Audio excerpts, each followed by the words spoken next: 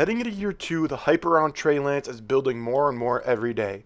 Today, I wanted to dive into Trey Lance's film from his rookie year, analyze what he's done well, what he needs to improve on, and his realistic expectations heading into year two for the 49ers. So without further ado, let's dive into the film breakdown. As we dive into this first play here, I really want to preface here that today's breakdown is going to be all about the quarterback play and Trey Lance's ability to throw the football and not so much spotlighting his rushing ability. If you would like to see a video breaking down his rushing ability, check out my most recent breakdown on Trey Lance. So without further ado, let's take a look at this first play here.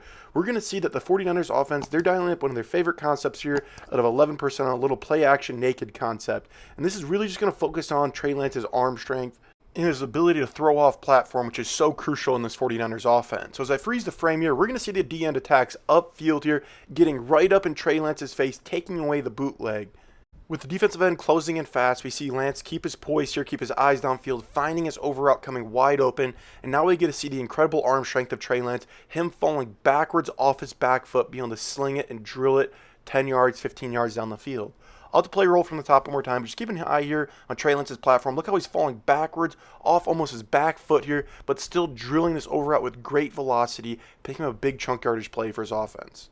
Flashing that arm strength to be able to throw off platform, off the naked boot action game is a crucial part of the 49ers offense. But now we'll flip gears from the second play and show how Trey Lance's arm strength can impact the drop back passing game. So we have a cover one man look by the defense here, and offensively, I really just want to focus on this 10-yard curl route by the top receiver. And at the snap of the ball, we're going to see the corner. He's going to play really good press coverage here. He's going to be smothering this receiver off the ball. And we're going to see all the way throughout this entire route, the cornerback's playing great leverage and playing great coverage here.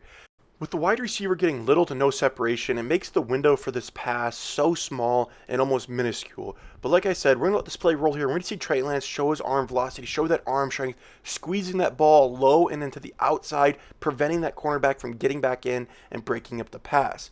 I'll have to play roll from the top one more time. But like I said, just keep an eye on how the receiver gets little to no separation here, which creates a very small throwing window for the quarterback. But because of Trey Lance's arm strength, that arm velocity, he's able to fit that ball into any window no matter how tight it is. We've seen Trey Lance's arm strength flash on his off-platform throws on those naked bootlegs, which is a staple of the 49ers offense. We've also seen him throw incredibly tight window throws to beat man coverage. Now let's flip gears and see how his arm strength translates to beating zone coverage. So pre-snap here, we got a cover 6 look by the defense, and offensively, we're going to be working this double post concept at the top of the screen. And at the snap of the ball, we're really going to see how this double post concept shreds the zone coverage. So as we see here, this first post route, this underneath post route is going to break, and it's going to influence this underneath defender circled in red, making him expand for width here to cover that first post route. And because he's expanding to cover that first post route, it creates a vacated space here in between the zones for the second post route to work into, which is circled in white. But now we see circled in red. The safety diagnoses this. He sees that it's the double post concept is coming. He's driving hard back to the middle of the field to try to take this away. But as I let the play roll here, we'll see Trey Lance's great arm strength flash once again, threading the needle here in between all of the zones and hitting his receiver before the safety can get there in time. I'll do play roll from the top one more time, but this is just a great example of Trey Lance threading the needle here, showing great velocity on his throws, not allowing his safety to break up the pass. Obviously, I'm going to flip it to the tight shot here just so we can get a better idea and better look at the zones he threaded the needle through. But obviously, the receiver dropped the ball here. That was nothing on Trey Lance's fault. That's directly on the receiver's fault here. Trey Lance showed that great velocity to beat the safety, be able to fit it in between the zones. And once again, it's just flashing that great arm strength of Trey Lance. There's no doubt about it. There's a lot to like about Trey Lance. He can make off-platform throws. He can thread the needle. He can do anything you want. He has a can of an arm. But now I got to flip gears, though, and highlight some of the negatives and some of my concerns. So looking at this next play here, pre-snap, we see the offense. They're running the play-action drift concept, which is a staple of the Kyle Shanahan offense. All this is doing is they're going to flash the play action here, have these linebackers circled in white, drive downhill, try to fill the run lanes, and they're going to sneak this dig route right behind. So at the snap of the ball, we're going to see these linebackers. They're going to drive hard downhill, expecting the run. And now we see this dig route coming wide open here, circled in red. Like I said, we see circled in white. The safety in the corner here, they're getting cleared off by the deep post route. Down low, we see the linebackers. They're sucked up. They're so distracted by the potential of the run here. It creates this huge vacated space across the middle of the field. And now this is where Trey Lance has to show great ability to throw with touch. He's got to layer this ball over top of the first level linebackers, but with enough velocity to not allow that corner to undercut that dig route. But as I let the play roll here, we see Trey Lance just throw an absolute bullet. No touch, nothing with layering this ball over the first level of the defenders, and it gets tipped, and now it's an incompletion. I'll let the play roll from the top one more time, but just keep an eye on here. Look at the Trey Lance's arm talent here. He struggles to throw with touch across the middle of the field. He's not able to layer that ball over top of the first level of defenders. Instead, just throws a bullet, flashing that cannon, which is so great in so many situations.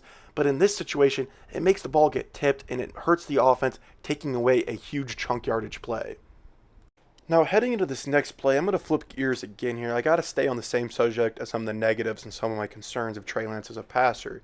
So we've seen the issues with Trey Lance's arm talent and his lack of ability to throw with touch. Now let's flip gears here and let's take a look at Trey Lance's pocket presence and how he handles pressure. So pre-snap here, I really just want to focus on the double slants here that the Niners offense is working at the top of the screen. Which pre-snap, we got a really good look here. We see off coverage, and Trey Lance, we see circled in white. He gets to the top of his drop here, and as we see her circled in red, honestly, both these slant routes are wide open due to the off coverage by the defense. But as I let the play roll here, for some reason, even though the pocket is relatively clean, Trey Lance gets panicked here. He gets flushed, starts to panic, escapes the pocket here. He still picks up a completion here, but honestly, this could have easily turned into an incompletion, or even worse yet, a safety for his offense. I'll have to play rolls from the top one more time. Just keep an eye on here. Look how Trey Lance hits the top of his drop, and both these slant routes are open. He has the arm strength. He has the velocity to drive these balls in for an easy 5-6 yard completion to give his offense some breathing room. But instead, like I said, the pocket presence is struggling here. He gets flushed, he gets panicked, and he escapes the pocket, risking a safety for his offense. Like I said, though, yes, it's still a completion, but some of these plays cannot go so well. And like I said, this very well could have easily been a safety for his offense. As we move on to this next play, we're going to stay on the same subject here of Trey Lance's lack of pocket presence, his lack of ability to throw with touch, and how it really compounds on each other here. So as we look here pre-snap, we're going to see another staple of the 49ers offense. It's very similar to the drift concept, but it's the play-action curls concept. All this is trying to do is punish over-aggressive linebackers. You see the defense, they're running a Tampa 2 look here. And at the snap of the ball, I really just want to focus on the deep curl route here. We see the linebackers, they hesitate due to the threat of that run action. We see circled in white, this linebacker, the underneath defender, he's not getting great depth in his route. We see since the defense is playing Tampa 2, the deep safety here is just trying to stay over top of everything. And now once again, we see a great opportunity for Trey Lance to layer a throw here and throw with good touch, get it over top of this linebacker, but throw with enough velocity to not allow the safety to drive back down on it. On top of that, we see the pocket here circled in white is relatively clean. There's not really a lot of pressure on Trey Lance's face, but as I let the play roll, once again, we're going to see Trey Lance get flush in the pocket. He tries to step up here, tries to make a throw on the run, attacking downhill, and it sails a little high, and now here we go, the big mistake. It's an interception. I'll have to play roll from the top one more time, but once again, like I said, just keep an eye on here, the pocket that's formed for Trey Lance. It's relatively clean. He doesn't have a lot of pressure in his face. He has the ability to just stand tall and make this throw, but like I said, he gets flushed, he gets anxious, and he tries to escape the pocket, showing poor pocket presence once again. I don't want to keep harping on the negatives of Trey Lance because it has been a small sample size, but I do have to note, even when Trey Lance has tried to throw with touch, he fails to show that arm talent. When he throws a touch, he often just lets the ball sail, and it gets picked off by underneath defenders. Overall, I don't want to harp on the negatives too much, like I said, but these are big concerns that have to be focused on, and people have to pay attention heading into year two. Because we've seen what poor pocket presence can do to a quarterback's career. As we looked at Marcus Mariota, it completely derailed his career with the Tennessee Titans. His pocket presence was terrible. He got flushed from the pocket way too early, and he completely broke down offensive plays and offensive schemes that the offense tried to dial up.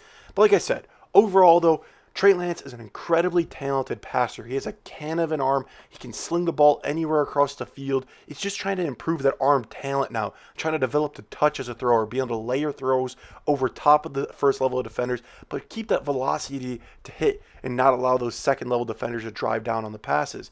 So he's got the arm strength. Now it's time to develop the arm talent. Now it's time to settle him down and let him mature and be more comfortable in the pocket. He's a young quarterback with a very small sample size, so like I said, I don't want to overharp on some of these red flags because I really hope there are wrinkles that can be worked out heading into year two.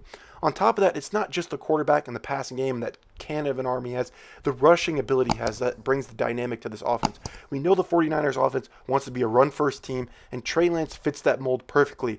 Dialing up RPOs, dialing up QB power, whatever it is, he adds that layer to allow the 49ers to run the ball even more, which lets them control the clock, control the game, and win games, and head back to the playoffs once again. I'm excited to see Trey Lance head into year 2. He has some major red flags that I hope he improved on in this offseason, especially working as the true number 1 quarterback heading into the season. But let me know your guys' thoughts down below. Is Trey Lance the next star, or is he the next bust? I love hearing from you guys. I'll catch you guys in the next one. Peace.